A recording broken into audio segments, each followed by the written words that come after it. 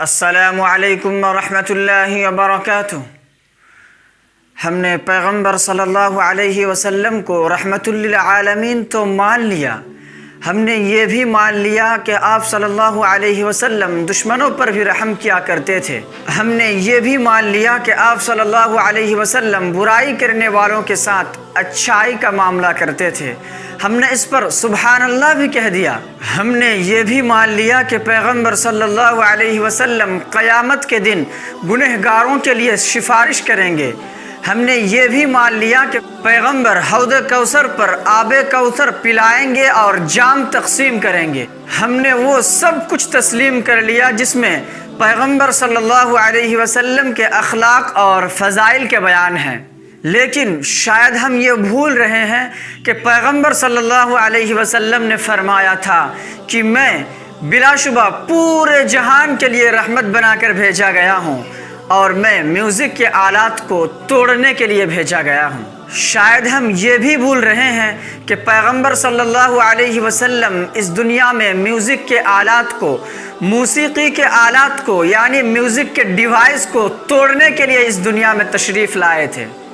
ہمارا کام بھی یہی ہے کہ ہم ان چیزوں کو اپنے گھروں میں ہی نہ رکھیں، ان چیزوں کو اپنے گھروں میں ہی داخل نہ کریں۔ شاید ہم یہ بھی بھول گئے کہ پیغمبر صلی اللہ علیہ وسلم نے فرمایا تھا کہ میرے بعد کچھ ایسے لوگ آئیں گے جو ریشم کو حلال سمجھیں گے، زنا کو حلال سمجھیں گے، وہ شراب بھی پیئیں گے اور بدکاری بھی کریں گے۔ شاید ہم اس بات کو بھی بھول رہے ہیں کہ آپ صلی اللہ علیہ وسلم نے فرمایا تھا کہ میرے امت میں 73 فرقے ہوں گے اور سب کے سب جہنم میں جائیں گے، صرف ایک فرقہ، صرف کچھ لوگ جنت میں جائیں گے، اور وہ لوگ وہ ہوں گے جو میرے اور میرے صحابہ کے راستے پر چلیں گے۔ شاید ہم یہ بھی بھول گئے کہ جب ہمارے نبی صلی اللہ علیہ وسلم کے پاس دو شخص آئے جنہوں نے اپنی داڑھیاں مونڈ رکھی تھی تو آپ صلی اللہ علیہ وسلم نے ان کی طرف دیکھنے کو ناپسند فرمایا۔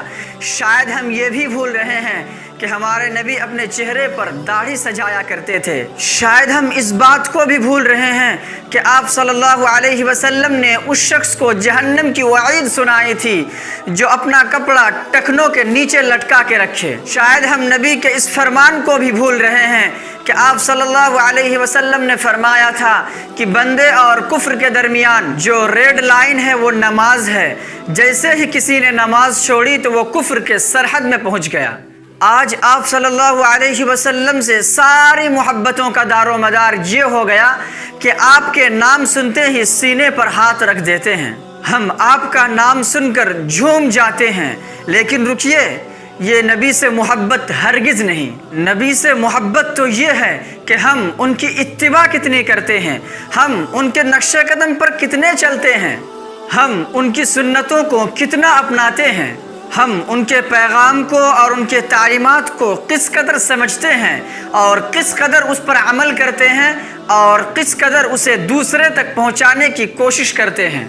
آئیے اس سے پہلے کہ ہم آپ صلی اللہ علیہ وسلم کے پاس پہنچ جائیں اور آپ ہمیں پہچاننے سے انکار کر دیں، ہم اس دنیا کی زندگی میں آپ کے نقش قدم پر چلیں۔ اس سے پہلے کہ ہماری آنکھیں بند ہو جائے، ہم نبی کی سنتوں کو اپنی آنکھوں کا سرما بنا لیں۔